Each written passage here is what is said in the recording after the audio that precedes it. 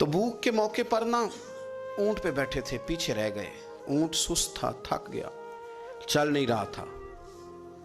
हज़रत अबू ज़र ग़िफ़ारी रज़ी अल्लाह ताला अन्हु पहले तो उसे ले गए ये गांव में कि ऊंट बीमार हो गया, उसका इलाज कराया, लेकिन जब वो ठीक ना हो सका ना तो ऊंट वहीं छोड़ दिया। हुज़ूर सल्लल्लाहु अलैहि वसल्लम के पीछे ज़रूर पहुंचना है मैदान तबूक में। तो जो सामान था वो सारा पुश्त पे रखा और अकेले ही चल दिए, तने तन्हा और पैदल। सामने से गर्द उड़ती हुई नजर आई तो लोगों ने कहा हुज़ूर पता नहीं कौन आया है। फरमाया तुम्हें नहीं पता, मुझे तो पता है ना, अबू ज़र ग़िफ़ारी आया है।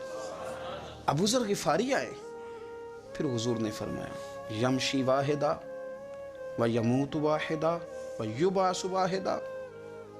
फरमाया ये तन्हा चलते हैं, ये तन्हा ही दुनिया से जाएंगे, तन्हा ही उठाए जाएंगे, तन्हा चलते हैं, तन्हा ही दुनिया से जाएंगे, इंतकाल तन्हा ही उठाए जाएंगे। जो बहुत ज़्यादा सख्ती करने लगे सहाबा पे, बहुत ज़्यादा। तो हज़रत उस्मान गनी रज़ी अल्लाह ताला अन्हु ने फरमाया कि आप अपने मिजाज के लिहाज से तो दुरुस्त हैं, पर जो चीज़ आप तारी करना चाहते हैं, जब शरीयत गुंजाइश देती है तो आप क्यों इतनी सख्ती फरमाते हैं। तो फरमाने लगे ठीक है, फिर मुझे रब्ज़ा जाने की इजाज़त दे दो। रब्ज़ा एक बस्ती थी, जंगल था, वहाँ कोई आता जाता नहीं था, असी किसे दे कुछ नहीं चला गए तो ना कुछ साडा दर्दी।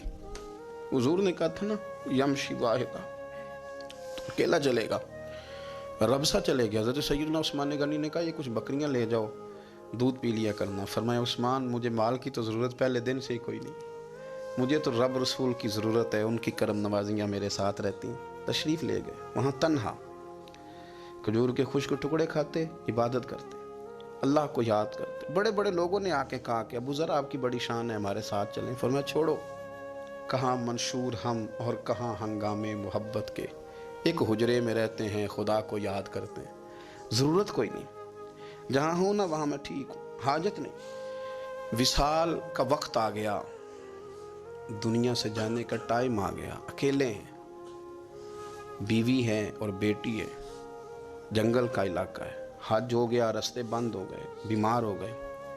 अपनी अहलिया को बुला के कहने लगे अब मैं बचूंगा नहीं, अब जाने का वक्त आ गया है। मैंने फ़कीरी जो हुजूर की देखी थी उसमें मैंने वक्त गुजारा है, और देख मैं जा भी फ़कीरी मेरा लै सजदा सा तोड़ नहीं पाई, जान भी दिती तेरा तेरे, अब जाने का वक्त है। तो इस तरह करना, अगर तेरे पास कोई कपड़ा हुआ तो मुझे कफन दे देना, ना हुआ तो अल्लाह के सुपुर्द कर देना। कहा हम दो औरतें हैं, जनाजा गुस्ल कफन। फरमाया रब जमात भेजेगा मेरे लिए, लोग आएंगे, मेरे नबी पाक ने मुझसे वादा किया था, आएंगे ना लोग। तो अहलिया कहने लगी अबू ज़र आपको कैसे पता है कि आप इस सहरा में इंतकाल कर जाएंगे, अल्लाह शिफा देने वाला है। फरमाने लगे हम 3-4 लोग बैठे थे तो हुजूर ने फरमाया था तुम में से एक शख्स सहरा में अकेला इंतकाल कर जाएगा। तो वो मेरे जितने बाकी साथी थे वो सारे इंतकाल कर गए, अब मैं अकेला ही बचा, मुझे पता है वो मैं ही हूँ। तो तुम देखना तुम्हें कोई ना कोई मिल जाएगा गुस्ल कफन के लिए।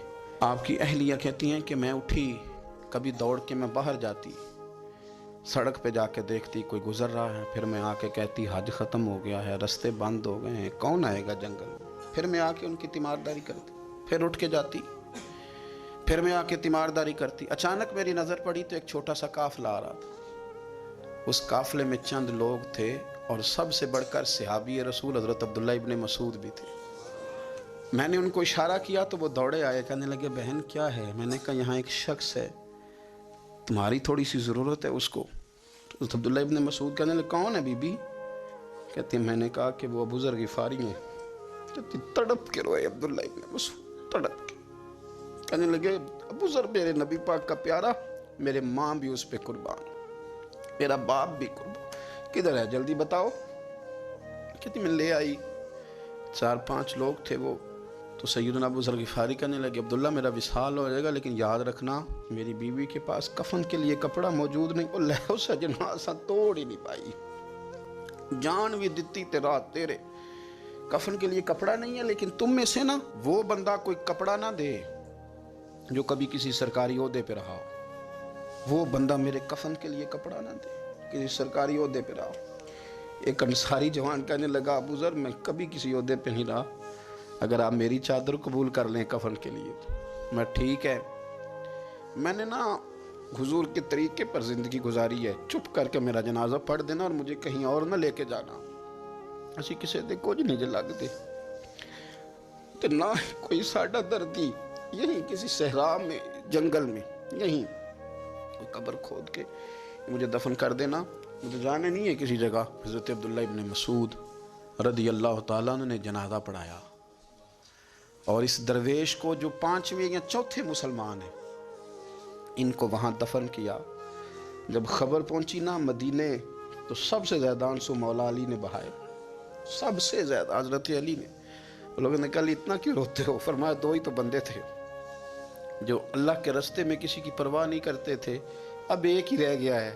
کہا حضور کیا مطلب؟ فرمایا 2 ہی تھے, ایک ابو ذر اور ایک علی.